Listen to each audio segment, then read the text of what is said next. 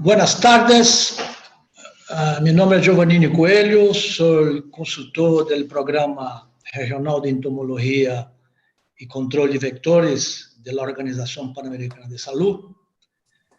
Gustaría de hacer una saudación muy especial a todos los jefes de programas de control de vectores de los países de la región, los entomólogos y entomólogas, epidemiólogos y epidemiólogas, investigadores de instituciones académicas y todas las personas interesadas en el tema del control de vectores. Esta videoconferencia es una iniciativa de la Unidad de Enfermedades Transmisibles Desatendidas Tropicales y Transmitidas por Vectores y del Programa Regional de Entomología en Salud Pública y Control de Vectores de la Organización Panamericana de Salud. Nosotros estamos dando seguimiento a un processo que nosotros consideramos estratégico de levar informações a todos os profissionais que trabalham nesta área. Gostaria de fazer um pequeno retrospecto. No último dia 7 de maio, nosso assessor regional, Dr. Haroldo Becerra, hizo uma apresentação de las diretrizes operativas sobre o controle de Aedes em tempos de transmissão simultânea da COVID. Durante esta apresentação, que eu creio que muitos tiveram a oportunidade de desfrutar, Dr. Becerra discutiu e hizo uma importante reflexão acerca, primeiro, da necessidade da continuação dos programas de controle de Aedes. E se justifica porque o tema das arboviroses transmitidas pelos Aedes aegypti continua sendo uma realidade em nossos países, independente de se ter COVID ou não. Pero esta nota é muito assertiva no momento que traz alguns elementos técnicos importantes para orientar os países em la organização de suas atividades de controle frente a esse cenário tão complexo que é da transmissão simultânea da COVID. Basado nesse retrospectivo, a OPS está fazendo um ciclo de atualizações técnicas, onde aspectos claves da nota informativa serão discutidos durante o dia de hoje. Hoje, o tema que nos traz acá é o tema la estratificação de risco como herramienta para orientar as intervenções do controle de Aedes aegypti em áreas urbanas. E para fazer essa apresentação, nós temos o grande honor de ter o Dr. Gonzalo Martín Vázquez Procopé. Dr. Procopé é profissional que tem uma larga trajetória de trabalhos de investigação relacionados à vigilância e controle de enfermidades transmitidas por vectores.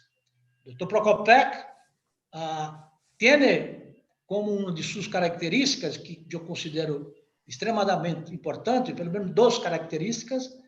Primeiro, tem uma estreita relação com os componentes de epidemiologia para orientar seus trabalhos de investigação relacionados ao controle de vectores. E uma outra característica que é exatamente o hecho de sempre trabalhar muito conectado com a realidade dos serviços. Bueno, fazendo uma breve apresentação e introdução do Dr. Procopé. Dr. Procopé hizo su doctorado por la Universidad de Buenos Aires. Él actualmente es profesor asociado del Departamento de Ciencias del Medio Ambiente de la Universidad de Emory de los Estados Unidos y es miembro del Grupo Externo Evaluador de Nuevas Tecnologias para el Controle do Aedes de la Organización Panamericana de Salud. Entonces, quería una vez más agradecer la disponibilidad del Dr. Gonzalo y espero que nuestras conexiones por todos los países sea amigable con nosotros para que tengamos la oportunidad de disfrutar la charla del Dr. Gonzalo. Dr. Gonzalo, nosotros dejamos 40 minutos para que tú puedas apresentar su conferencia y después de su presentación nosotros vamos a tener una oportunidad de hacer preguntas sobre el tema. Muchas gracias y seguimos con el doctor Gonzalo.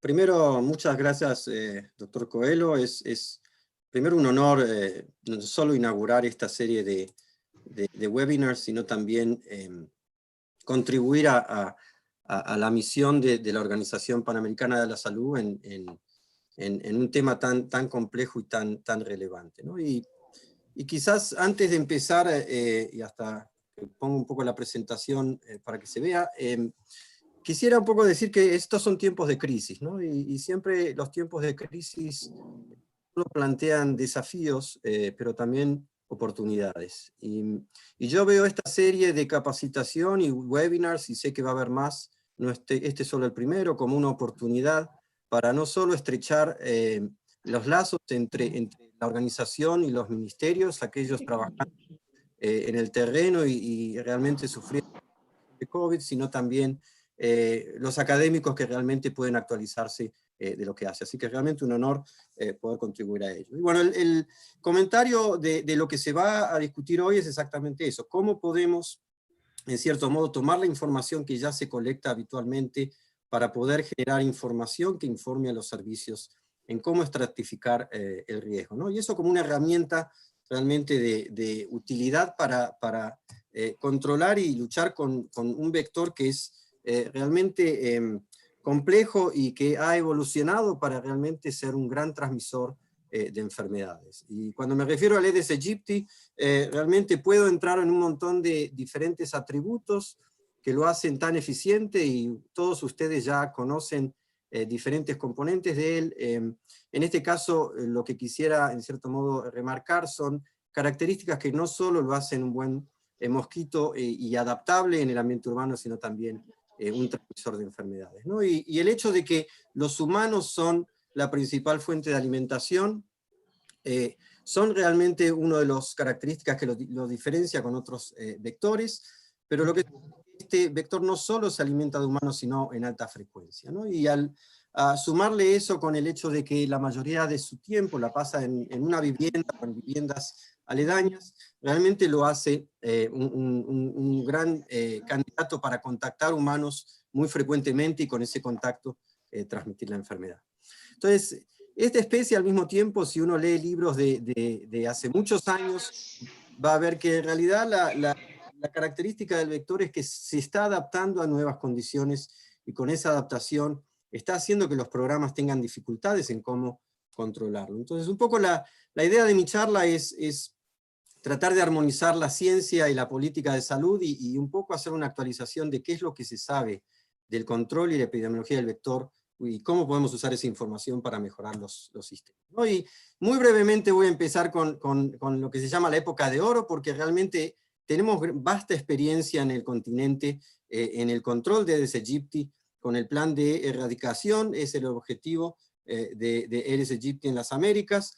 Y un poco lo que ven en estas imágenes son realmente grupos de trabajo organizados verticalmente, que tenían un objetivo: ir lugar por lugar, casa por casa, hasta criadero por criadero, y controlar el vector para lograr su erradicación. La conclusión de este trabajo ha sido que este es un gran ejemplo de que cuando el control vectorial se realiza en alta calidad, se puede lograr la interrupción de la transmisión por Aedes aegypti, y en este caso no solo eso, sino se había logrado también la eliminación continental del vector a un nivel nunca antes logrado, ¿no?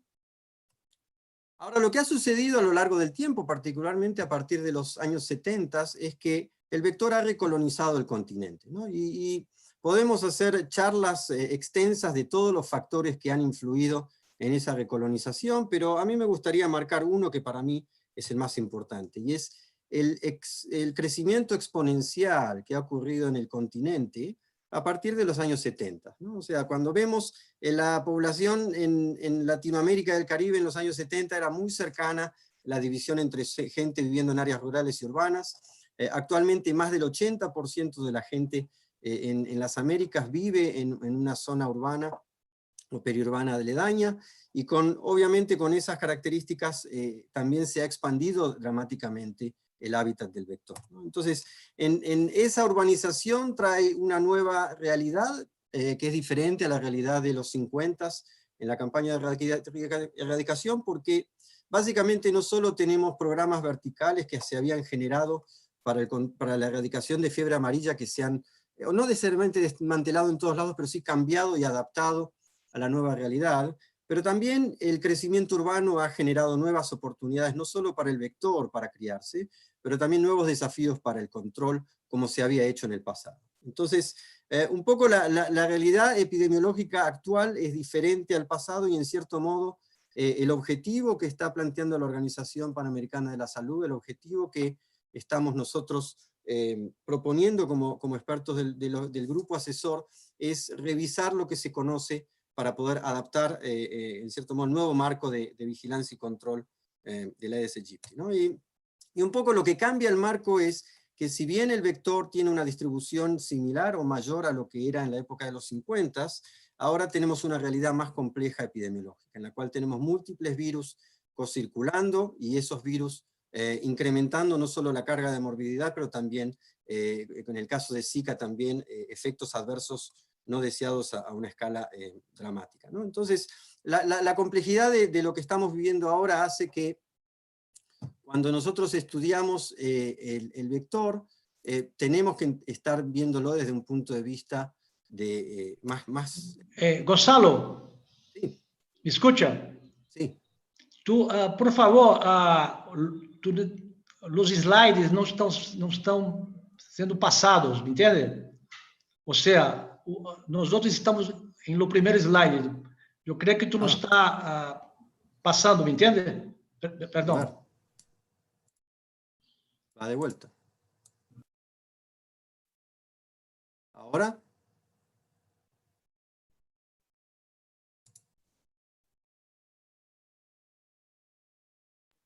¿Se ve ahora? Sim, pero que está correlado em lo primeiro slide solamente. Eu não sei.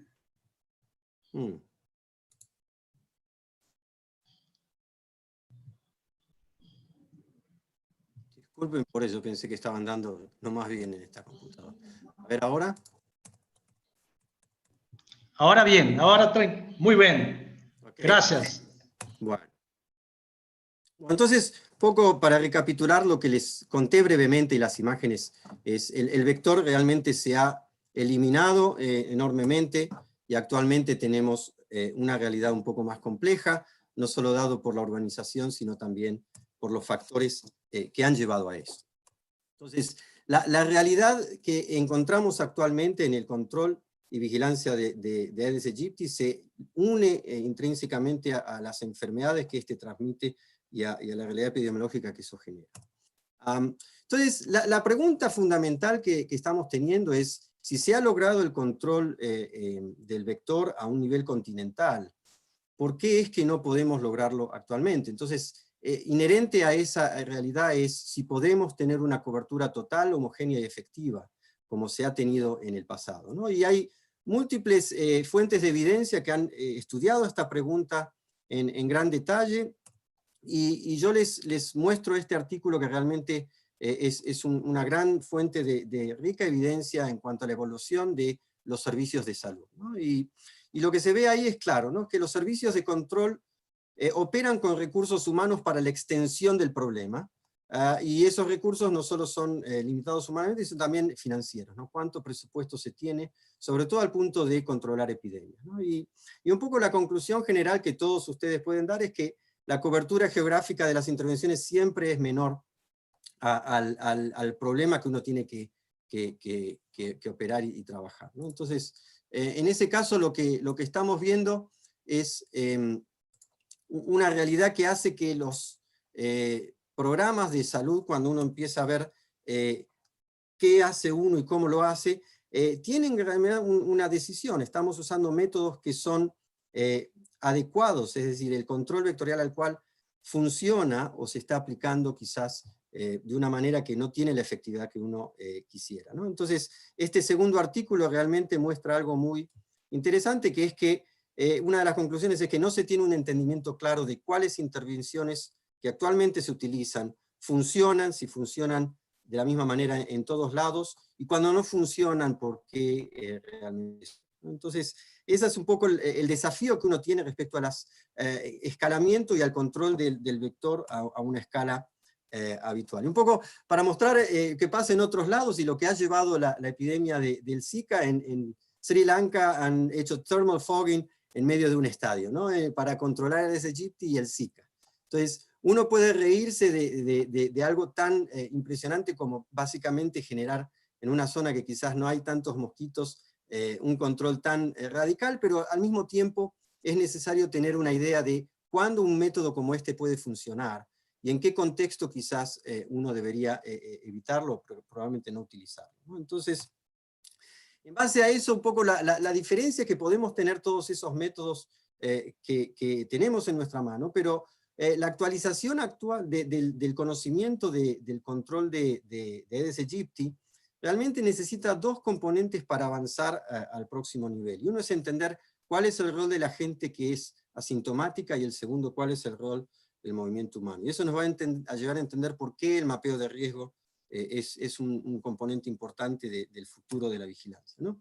Entonces, todo el mundo ahora con el coronavirus sabe que hay gente que tiene síntomas, hay gente que tiene o no síntomas, o quizás no están diferenciados como clásicos de la enfermedad, ¿no? Eso se llaman asintomáticos o subclínicos.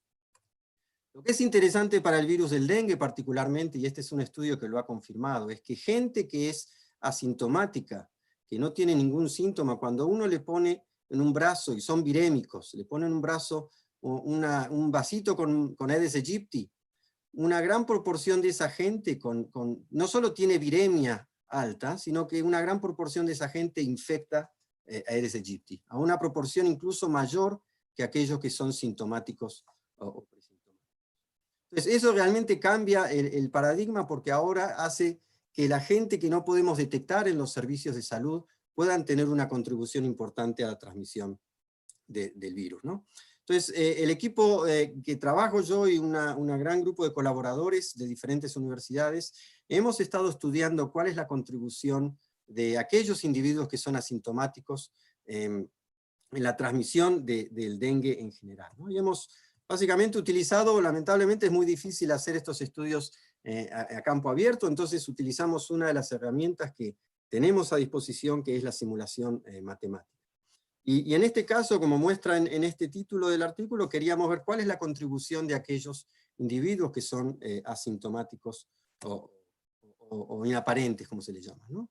Y un poco la conclusión es realmente dramática, ¿no? Es que si uno divide el espectro de síntomas de gente sin ningún síntoma, gente que tiene quizás algún síntoma, pero no se puede catalogar como dengue per se, y aquellos que realmente, perdón, hay gente que tiene síntomas indeterminados, y aquellos que tienen síntomas pero van al hospital, lo que se ve es que la contribución a la transmisión es mayor para aquellas personas que no tienen ningún síntoma o que tienen síntomas indeterminados. Y eso se debe a que son una gran proporción de todas las infecciones de dengue. Estamos hablando 4 infecciones asintomáticas por una sintomática, o incluso una fracción más. Entonces, cuando uno hace análisis de simulación, logra calcular que más o menos el 80% de las infecciones por dengue se originan por individuos infectando mosquitos cuando están en su fase asintomática o presintomática. En cierto modo, uno puede ver a la gente que tiene síntomas o no determinados o sin síntomas como la gran carga de productores de enfermedad y de infección en el sistema, ¿no? Lo cual hace que la vigilancia basada en casos sintomáticos pierda toda esa riqueza y potencial propagación del virus. El otro componente que es muy importante es el movimiento humano, y en cierto modo Aedes aegypti no solo tiene la característica que pica a la gente, sino que lo hace durante el día.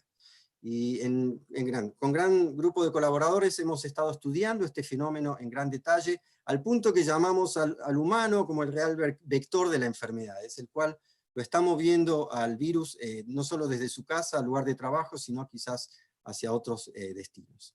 Y en lugar de mostrar análisis y detalles de tablas, les voy a mostrar una imagen que creo que va a hablar por sí sola. Y en la ciudad de Iquitos, este es el recuadro del artículo, hemos trabajado en un estudio en el cual se le dio a la gente dispositivos que capturan la posición en tiempo y la almacenan en su memoria. Entonces estos aparatitos básicamente lo que hacen es permiten almacenar información de todos los lugares a los cuales la gente fue con una frecuencia de 1 minuto y medio. Lo que hicimos fue dárselo a 600 personas que viven en Iquitos, y esas 600 personas tenían el sensor solamente prendido durante el día, o sea, a la noche se apagaba cuando volvían a su casa. Y la imagen que uno puede observar de esos datos es algo como esto. En puntos negros se ve dónde la gente vivía, y en puntos amarillos muestran los lugares que han visitado durante el día, luego en el transcurso de 2 semanas. Entonces, como podemos ver en este caso, si bien uno puede identificar dónde la gente vive, es muy difícil identificar dónde han podido mover el virus, porque básicamente pareciera ser toda la ciudad, ¿no? Y uno puede identificar incluso zonas de alta actividad, etc. Entonces lo que uno ve de este estudio es que realmente la gente no solo, y responder a donde la gente vive, solamente está capturando una pequeña fracción de los potenciales lugares donde el virus estaría moviendo y transmitiendo. Entonces, para unir esa información, y esto es relacionado a otro estudio, lo que hemos hecho es estudiar el movimiento humano ahora desde el punto de vista metropolitano, desde el punto de vista de una epidemia. Y lo que hemos visto acá en este estudio en la ciudad de Cairns, en Australia, es que ha habido una epidemia muy grande en el año 2009, y en este lugar lo que se había hecho es lo que se está haciendo ahora con coronavirus, que es rastreo de contactos, contact tracing, en el cual no solo se tiene información de dónde vive la gente, que serían los puntos negros, sino también otros lugares que han ido durante el periodo que ellos se han expuesto al virus y potencialmente han adquirido la infección y unido a otros casos que se han infectado en cierto modo. Entonces, usando estos datos, uno puede realmente ver que cada uno de estos pueblos que están acá separados en el mapa tiene una conexión directa con la ciudad de Cairns. Las flechas indican desde dónde, de este pueblo hasta la ciudad, dónde va, y el grosor de las flechas indica qué tan frecuente es que la gente de un pueblo va a la ciudad. Y esto no es nada diferente a lo que se conoce de las ciudades metropolitanas. La gente va a trabajar, a realizar diferentes actividades a los centros más poblados. Lo que hemos hecho en este estudio, que es realmente interesante, es, como teníamos información de quién se infectó de dengue y cuándo, pudimos asociar la fecha y lugar de infección con los casos a futuro. Y al hacer eso y reconstruir lo que se llaman cadenas de transmisión, hemos encontrado que una gran proporción de casos que ocurren en esta zona metropolitana realmente se infectaron en la ciudad. En este caso, para este pueblo, 0% de los casos que se reportaron en este distrito ocurrieron en ese distrito, sino que se asociaron a lugares infectados y con casos en la ciudad de Cairns, que básicamente acumuló el 95% de la transmisión. Lo que este estudio muestra también es que el movimiento humano hace que las reacciones sean un poco específicas, que hay lugares que van a tener mucho más transmisión que otros.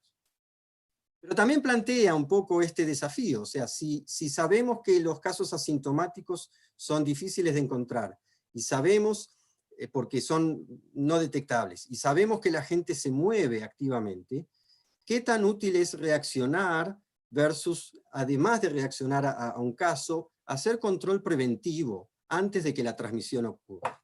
Este es un artículo que acabamos de publicar este año, muy recientemente, en lo cual básicamente estamos nuevamente simulando información de la ciudad de Iquitos, y básicamente tratando dos estrategias que son compatibles para ser integradas. Una es el rociado intradomiciliario con equipo de ultra bajo volumen, y el otro es un rociado que el ULB intradomiciliario básicamente no tiene residualidad, o sea que mata a los mosquitos que se encuentran en el momento, en el momento de entrar a la vivienda.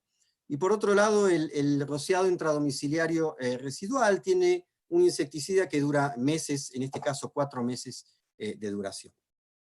Entonces, al simular diferentes escenarios, lo que encontramos es que, dado que uno está reaccionando a casos, y dado que nuestro modelo incluye no solo la gente asintomática, sino también incluye el movimiento que ellos tienen de su casa al trabajo, a lo de un amigo, se ve que hay un impacto en reducción. Este eje Y es el número de casos, número de infecciones, y se ve comparado con no hacer nada, hacer un control con rociado intradomiciliario de bajo volumen, tiene una reducción de hasta el 50% en el número de casos. Pero realizar control preventivo antes de que la época de transmisión ocurra, produce una reducción de casi el 94%. Entonces lo que en cierto modo se plantea con estos estudios es que la variabilidad inherente a dengue haría que puede haber paradigmas en las cuales puede hacerse control reaccionando y tratando de mitigar un brote, pero también habría oportunidades para hacer un control preventivo, eficaz y duradero que realmente podría actuar en favor de la reducción de la transmisión. Y obviamente en un ejercicio matemático se puede hacer, pero el gran desafío es cómo hace uno una intervención preventiva. Entonces es donde en cierto modo viene el cambio de paradigma, un poco el nuevo enfoque que uno está planteando, dada la realidad epidemiológica y ecológica del dengue, que es, si solamente uno se basa en información entomológica por sí sola, no podemos predecir dónde o cuándo la transmisión va a ocurrir en una temporada y en un lugar particular.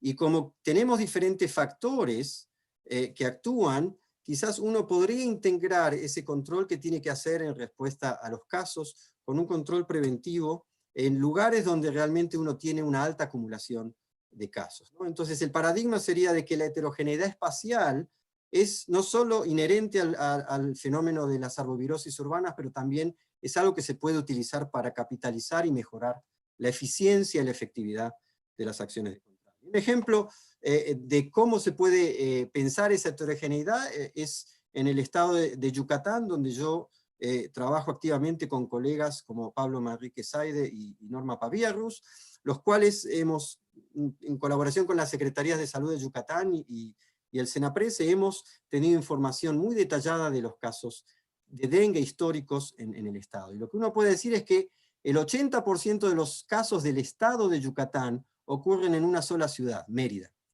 Esta ciudad tiene 1 millón de habitantes, y ahora dentro de esta ciudad, y un poco lo que le voy a mostrar con algunos análisis, es el 50% de los casos ocurre en el 30% de las colonias del área de la ciudad.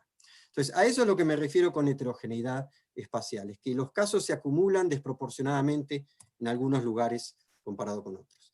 Y eso es un poco a lo que nos lleva este documento técnico que la Organización Panamericana de la Salud ha desarrollado y está en cierto modo presentando, no solo con esta charla, sino con otros foros que se han desarrollado anteriormente. Y este documento es realmente un esfuerzo de gente de distintas universidades, así como gente de los servicios de salud de distintos países. Así que es realmente armonizar no solo el hallazgo científico que uno puede tener, sino también la realidad de la política de salud pública que en cierto modo requiere ajustes de lo que uno puede encontrar como un científico, ¿no? Y lo que un poco se plantea, esta idea de que los casos ocurren en diferente estrato, lo que se plantea en este documento es básicamente 2 niveles de estratificación. Uno es al nivel de ciudad. Uno puede caracterizar ciudades de acuerdo a estos escenarios, o sea que no hay transmisión, quizás porque el vector todavía no se encuentra, o niveles de transmisión que van desde bajo hasta alto, ¿no? Y después tenemos el caso particular de las episodias, particularmente por fiebre amarilla, ¿no?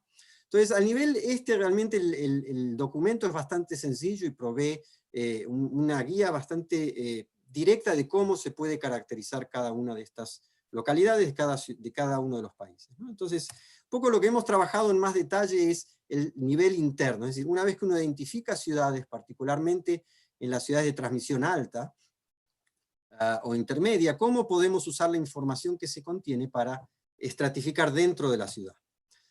Y eso ha propuesto realmente muchos desafíos, porque uno puede decir como científico, bueno, usemos el método estadístico más complejo, ¿no? Entonces usemos matemática, ecuaciones, pero la realidad es que cuanto uno se vuelve más complejo en el análisis, se vuelve menos generalizable, ¿sí? Y también limita la capacidad analítica y técnica que uno puede tener.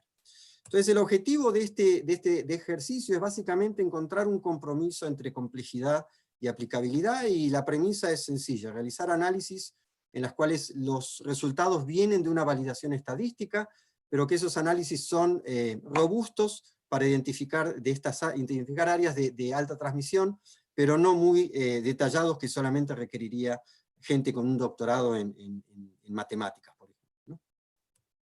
Entonces, ¿qué es lo que el propósito de esta estratificación implica? Bueno, imagínense que tienen una ciudad, en este caso es la ciudad de Mérida, Yucatán, en México. Entonces, uno tiene que tener dos requisitos. Uno es datos del número de casos que ocurren en la ciudad, idealmente agregados a algún nivel de área censal, ya sea censo o, por ejemplo, barrios, si se tiene. Y el otro requisito es tener suficientes años para poder capturar la variabilidad. Un año puede haber un brote de dengue, otro año puede haber un brote de chikungunya, y la idea es, como todos estos virus se transmiten por el mismo vector, cuanto más información uno tiene, más puede caracterizar diferencias en dónde el virus se introdujo, qué sucedió en la propagación, para poder acumular lo que nosotros queremos, que es una medida de la anomalía espacial en la transmisión. Entonces, el ejercicio que se ha hecho al principio es con la ciudad de Mérida, como les mostré, y básicamente aquí tenemos 40.000 casos reportados, sintomáticos reportados al sistema de salud, con varios brotes a lo largo del año, y lo que uno hace básicamente son mapas de distribución de la enfermedad, en los cuales empieza a identificar visualmente áreas rojas con muchos casos, áreas azules con pocos casos. Lo que el análisis estadístico va a hacer es básicamente una confirmación de dónde ocurren zonas en las cuales el número de casos es significativamente mayor que el promedio de los casos en la ciudad. Entonces, mapas como estos, en los cuales uno corre el análisis por año, le permiten obtener esto, que es lo que nosotros deseamos obtener, que es un mapa en el cual uno tiene el número de años que un área censal o una colonia fue identificado como punto caliente, como hotspot. Cuanto más años, por ejemplo, de la zona central, de 8 años probados, 7 años fueron hotspot. Ustedes saben, muchos de ustedes de programa, cuáles son esas áreas que siempre les dan problemas. Este algoritmo básicamente les da una manera de estadísticamente diferenciarlas e identificarlas más allá de lo visual o lo anecdótico.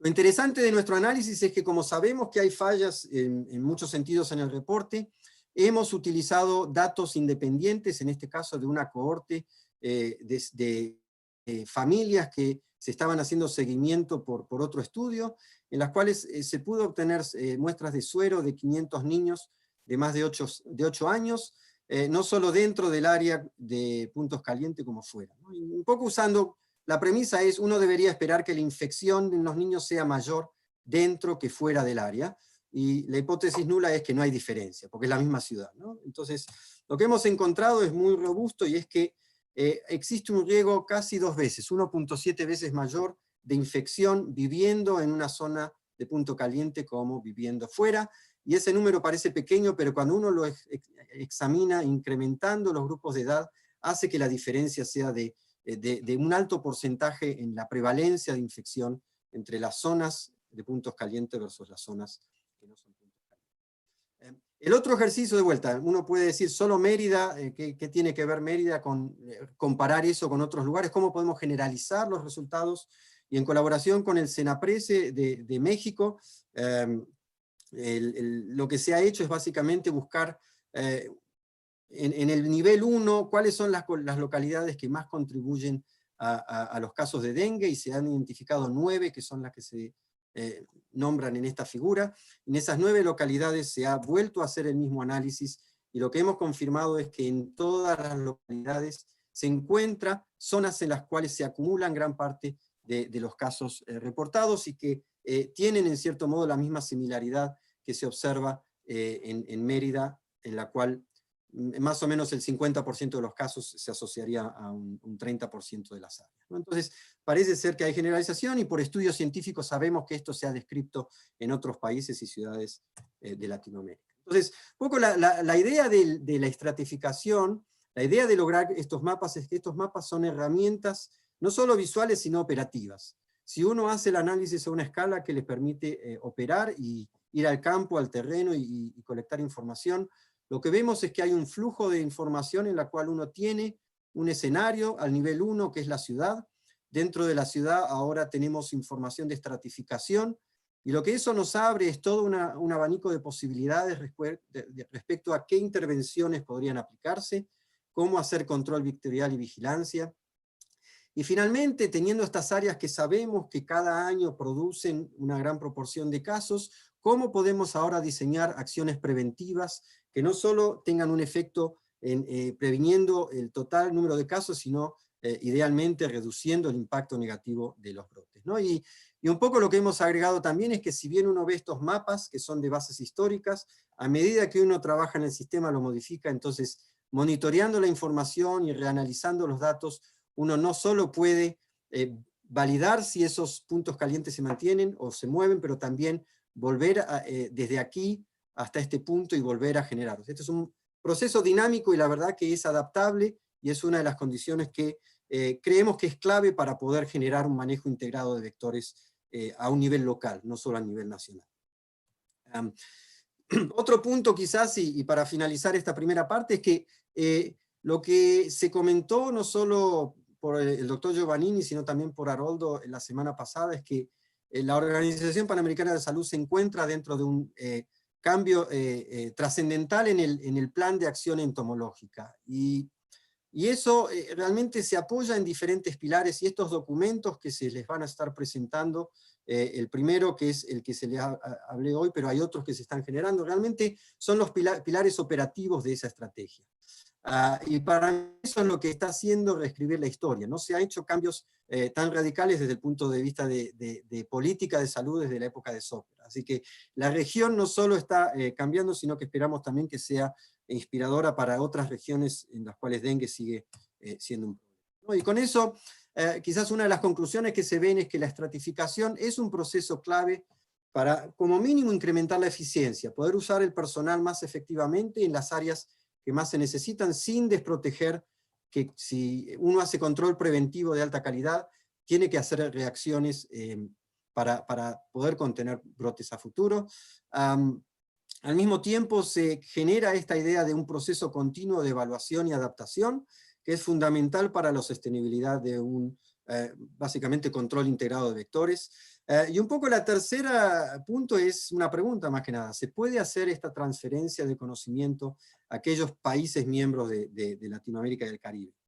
Y un poco para responder a esa pregunta hemos empezado esta idea de caminar juntos con la Organización Panamericana de Salud con un piloto de implementación de capacitación. Lo que muestra esta diapositiva es información de un taller que se ha dictado el año pasado en Costa Rica, en la cual básicamente miembros de 17 países de la región participaron, y la idea era tener un epidemiólogo y una persona de entomología, ambos con conocimiento de sus datos, para poder ser capacitados en estos análisis estadísticos que les describí, y poder utilizar esa información para generar, en cierto modo, esos mapas de sus países, que para nosotros podría haber sido considerado un desafío. Tenemos los datos, tenemos la capacidad, y la verdad que la reunión ha sido un éxito, y esperemos poder continuar con este tipo de capacitación a futuro, porque cada país a diferentes niveles, incluso con los datos que ellos han llevado, lo que se ve aquí es información de datos que se habían traído al curso y que se habían usado para poder practicar, en cierto modo, con cada punto de información, y la idea es Trinidad, Tegucigalpa, a nivel nacional para Trinidad, a nivel de ciudad para Honduras. Se ve que hay datos ahí para poder generar estos puntos calientes.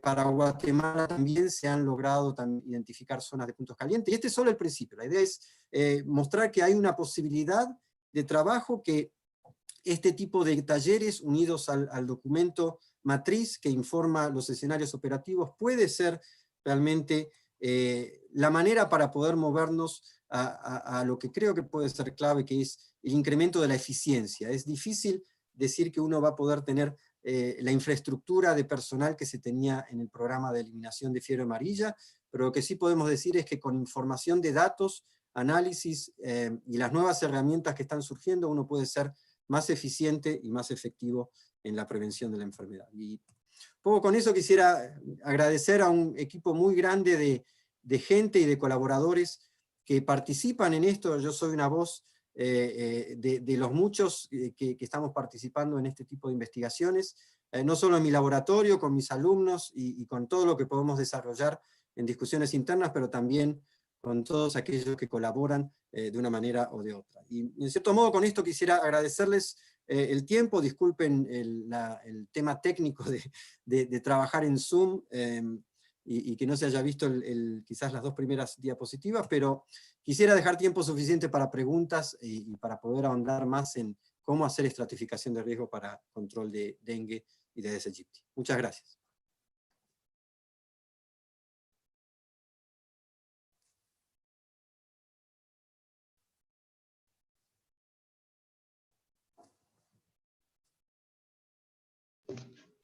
Excelente. Muchas gracias, doctor Gonzalo. Yo pienso que su charla fue muy interesante y aclaradora y trae muchas reflexiones fundamentales para la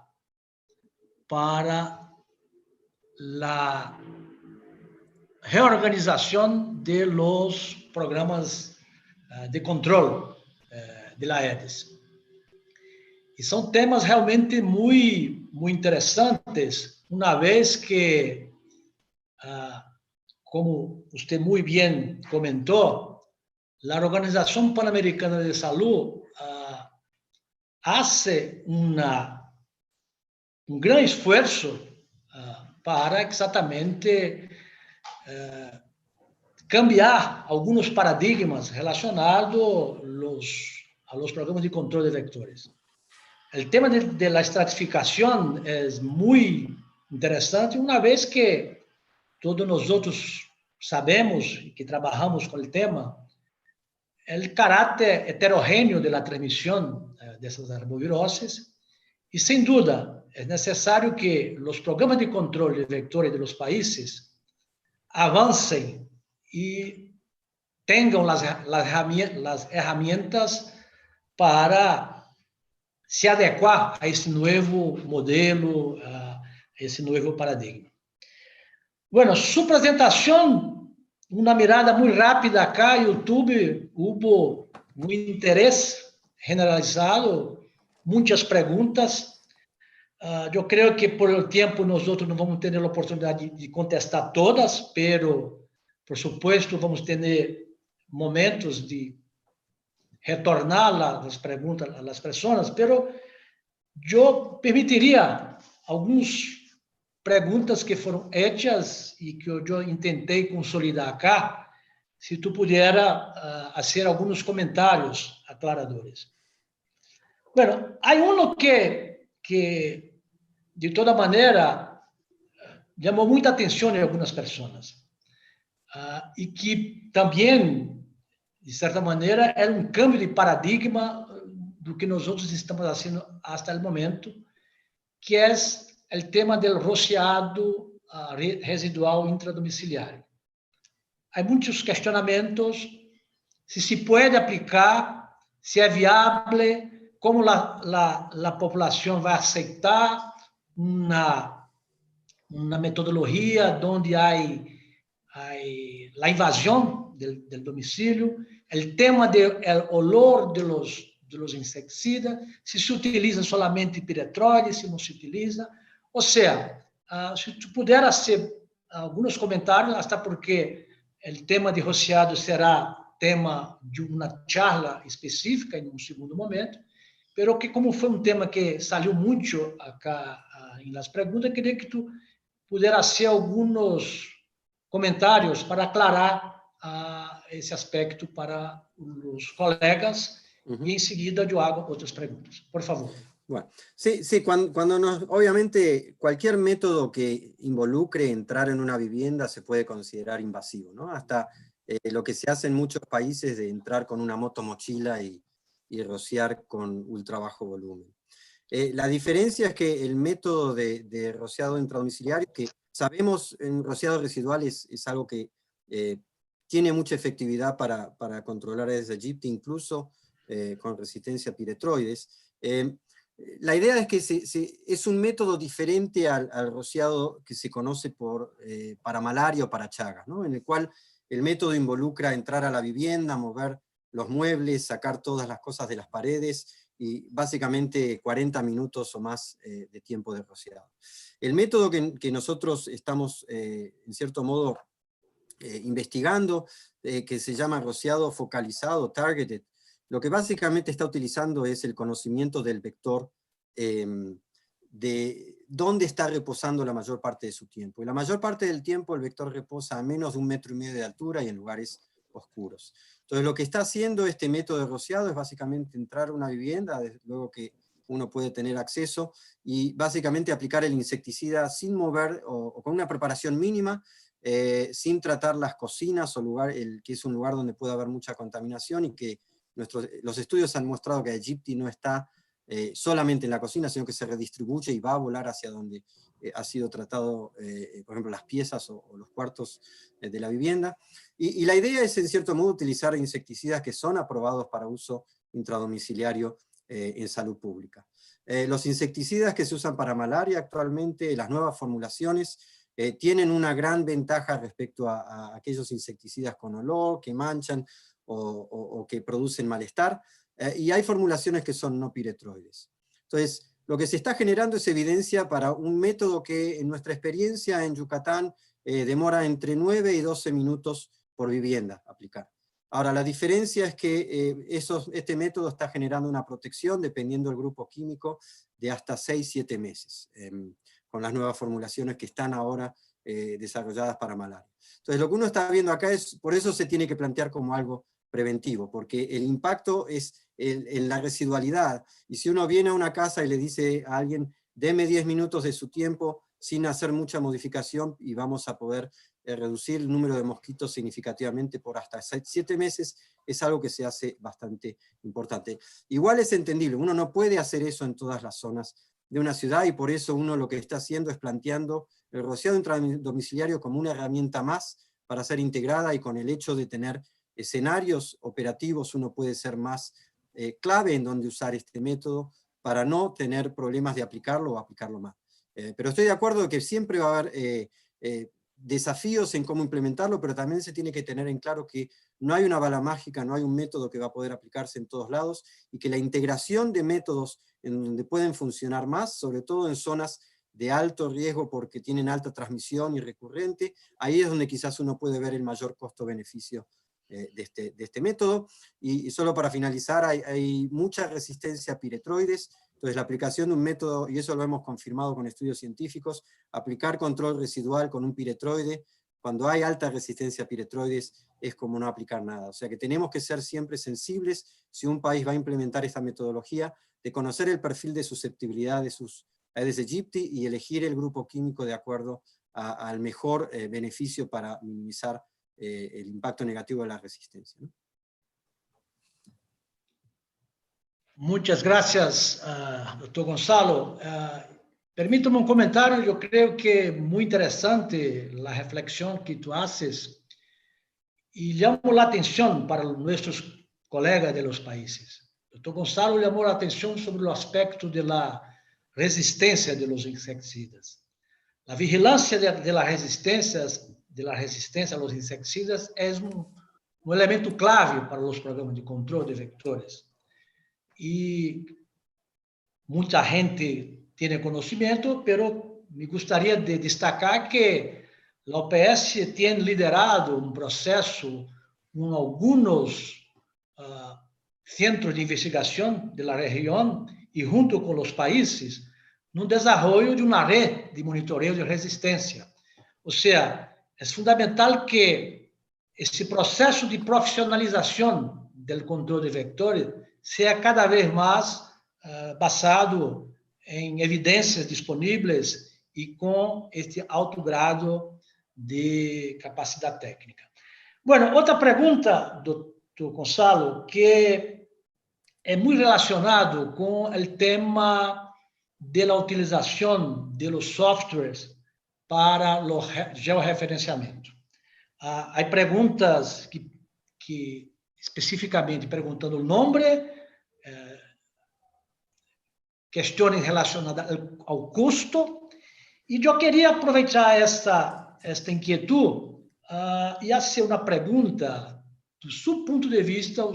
Você comentou sobre o treinamento que houve com países da América Latina e Caribe. Tu crees que a estratificação de risco, conhecendo como tu conheces muito bem a realidade dos países, no atual cenário dos sistemas de vigilância que há hoje na região, é possível utilizar essa ferramenta como, digamos, uma ferramenta sustentável? E aí, claro, se inclui eventualmente os custos dos softwares, etc., etc. Por favor. Sí. Bueno, la realidad es que uno puede, lo que hemos, al principio de hacer la capacitación, pensábamos que quizás una de las grandes limitantes sería la presencia de datos disponibles para hacer los análisis, sobre todo datos epidemiológicos. Y la realidad es que en la mayoría de los países los datos existen y lo único que no están es geocodificados, porque la dirección postal muchas veces es algo que se utiliza para hacer respuestas de control. Entonces eso se mantiene en el programa y se usa para ir a las colonias o a los barrios y controlar. Lo que se está haciendo acá es básicamente utilizar esa información para moverse en el nivel de análisis. Eso no fue uno de los desafíos. El desafío fue realmente poder proveer un algoritmo de geocodificación como el que tiene Google para poder convertir esas direcciones a un mapa de puntos en la ciudad o en el lugar donde uno trabaja, y es algo que realmente hemos generado un código para poder hacerlo, y los países pueden acceder a eso. En cuanto al costo o qué herramientas uno utiliza, eso es algo que es no solo desde el punto académico, pero también de la importancia del OPS en esto, es todo lo que se utiliza para estas capacitaciones son programas que se llaman Open Access.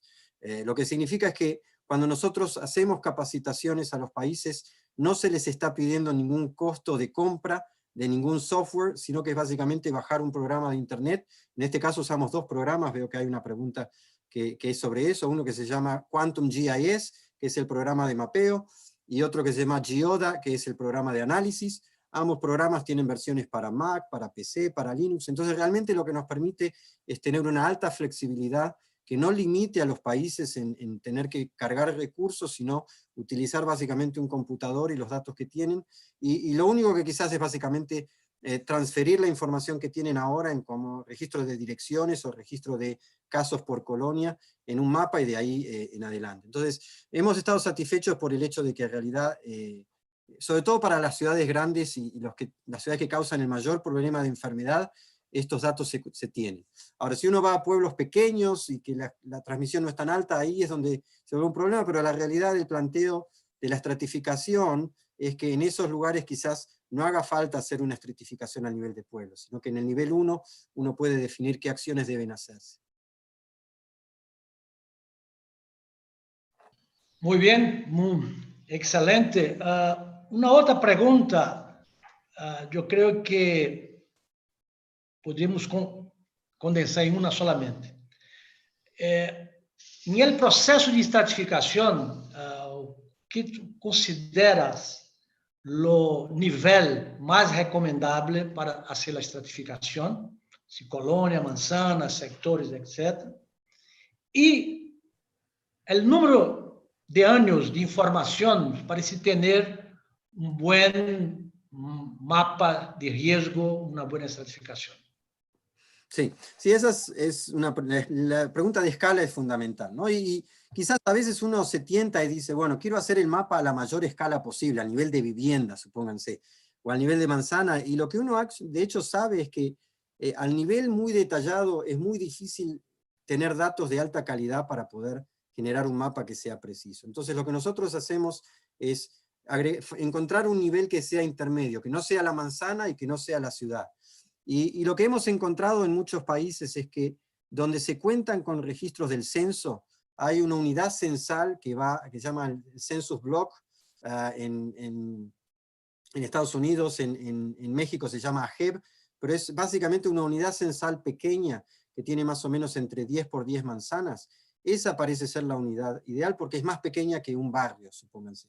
Y lo que eso permite, en cierto modo, y lo que los países se les comenta es elegir, si se tienen múltiples unidades, una unidad que también sea operacionalmente útil, en la cual si yo tengo un barrio ahora dividido en 3 o 4, porque múltiples unidades censales entran en él, esas unidades le van a dar a uno una mejor información de qué partes del barrio o la colonia deben actuarse. Entonces, en el caso de México se utiliza esta unidad AGEB, que son 10 por 10 manzanas, y así hemos encontrado que en otros países hay unidades similares, y esas unidades, esas capas de información son gratuitas, se pueden bajar directamente del Instituto de Censos de cada uno de los países, es cuestión de pedirlas y obtenerlas en formato de mapas, ¿no? Pero realmente uno puede utilizar diferentes escalas, pero teniendo en cuenta de que el mensaje claro es, uno quiere una escala que también sea operacionalmente útil, para que poder usar esos mapas para acción, y no solo para mostrar como una foto preciosa de cómo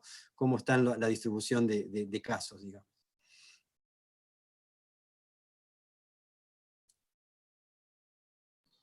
Muy bien. Hay muchas preguntas. Desafortunadamente, o tempo não é suficiente para tantas coisas.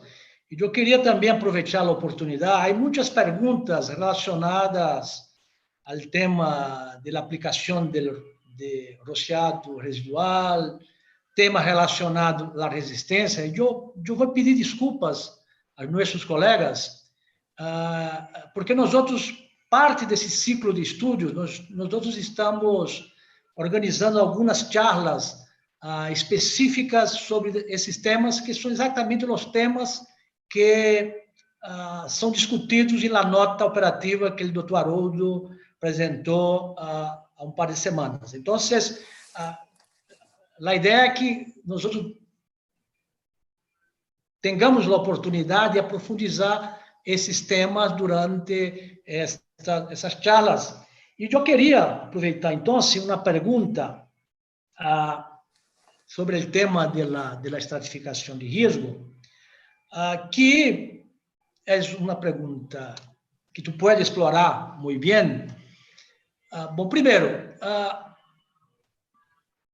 o quanto é dinâmico o processo de elaboração da estratificação de risco de uma cidade. Então, se, por exemplo, tu comentaste que, pelo menos, um par de 5 anos é importante para ser, digamos, uma análise retrospectiva, pero conhecemos a dinâmica e a complexidade da dinâmica de transmissão dos aerovírus. Como tu pensas, por exemplo, que um serviço local que tem um mapa de risco elaborado, com que periodicidade tu crees que seria interessante os serviços mirarem novamente seus dados e, digamos, atualizarem seus mapas de risco? Ou o mapa de risco é um elemento estático? Ou seja, se tem um mapa de risco e esse trabalho se olvida por toda a vida. Por favor. No, muy buena pregunta, por cierto. La realidad lo que estamos haciendo es generar una herramienta que tenga flexibilidad, porque la realidad es que no solo la dinámica de transmisión histórica es lo que es, pero también el crecimiento poblacional cambia, ¿no? Entonces puede haber nuevas urbanizaciones, puede haber cambios en el tipo de población en ciertos lugares. Entonces lo que se está haciendo generalmente es, con estos datos históricos, es generar la señal de un mapa que uno puede tener para actuar ahora. Y la idea es que ese mapa, si uno actúa en el control y tiene un efecto, lo que uno espera es que esas zonas que son puntos calientes se reduzcan. Al reducirse esas zonas, si uno tiene un efecto importante y deseado, quizás hay nuevas zonas que puedan aparecer por la nueva realidad de transmisión en ellas, ¿no? Como les decía, por ser una zona urbanizada. Entonces, periódicamente, cada un par de años, digamos, la realidad es que si no hay transmisión de un año en otro, no tiene sentido hacer una actualización del mapa porque no le va a dar resultados. Pero sí, periódicamente, o sea, pensando así, cada 3, 5 años uno podría hacer un reanálisis de los datos, o a medida que los jefes de programa y los tomadores de decisión ven que hay casos que están ocurriendo en zonas que quizás han controlado y que básicamente el dengue se está moviendo a otros lugares, ¿no? Entonces, la realidad de estos mapas es que proveen información para actuar en base a cómo se ha dado la transmisión sin ninguna intervención, tomando el riesgo en consideración. Si se toma el riesgo en consideración, entonces uno espera que quizás cada varios años uno puede hacer un ajuste de los datos, ¿no? Y lo que se haría es una serie acumulada, o sea que acumularía los datos nuevos a los datos históricos, o analizaría los datos nuevos en comparación a los históricos y ver si en alguno de esos dos procesos cambia la distribución de estos puntos calientes, ¿no?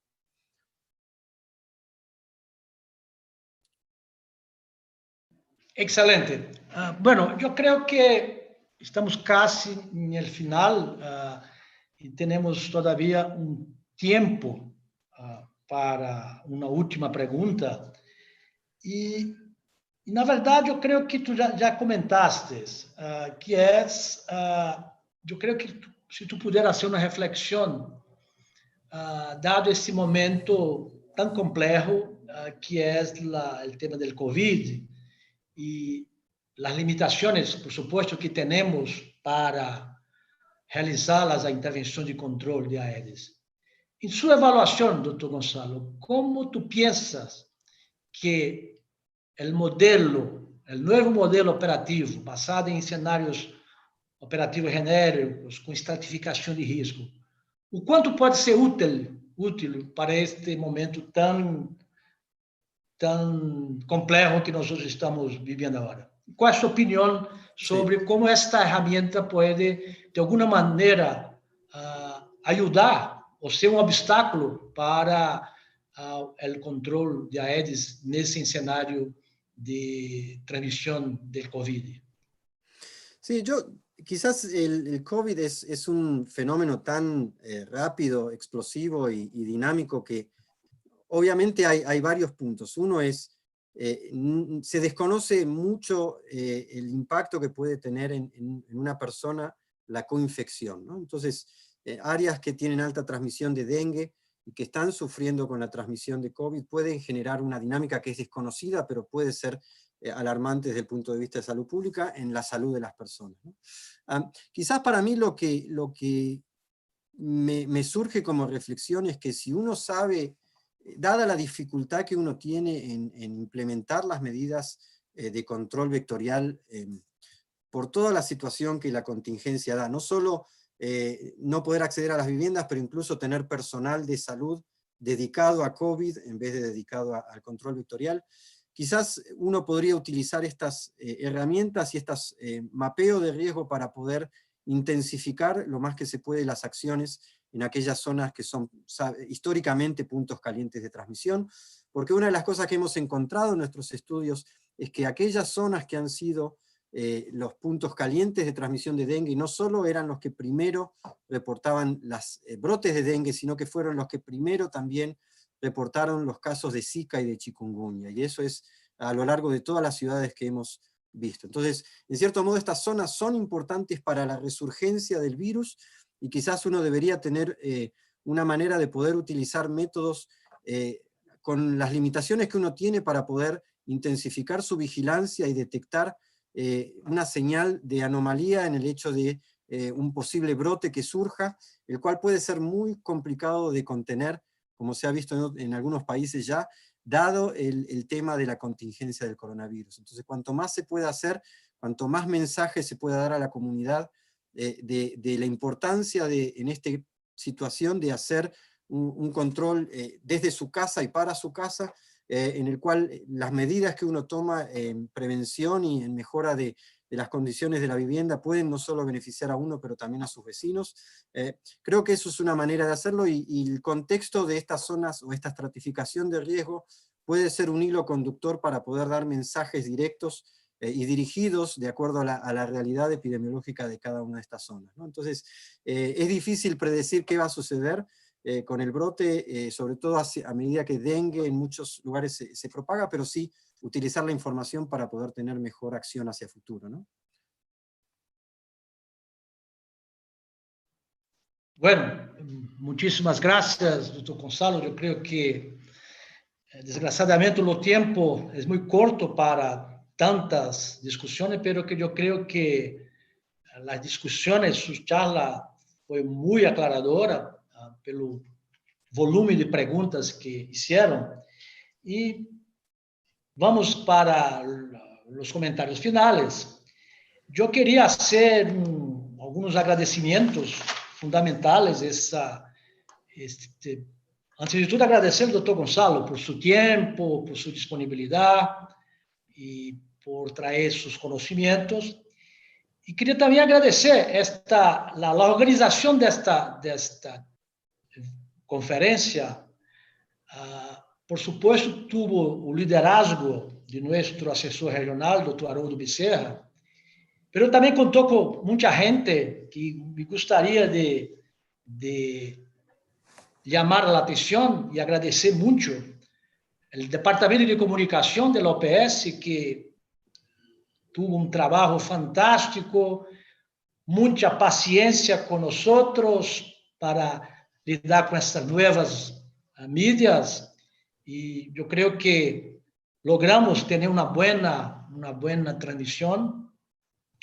Quería agradecer mucho también los puntos focales de la Organización Panamericana de Salud en los países, que tuvieron un rol importantísimo en la divulgación de esta conferencia, y todos nosotros sabemos que muchos de ellos están full involucrados en el tema del COVID, pero asimismo tuvieron, digamos, un espíritu de cooperación y divulgaron eso junto a los ministerios de salud de los países.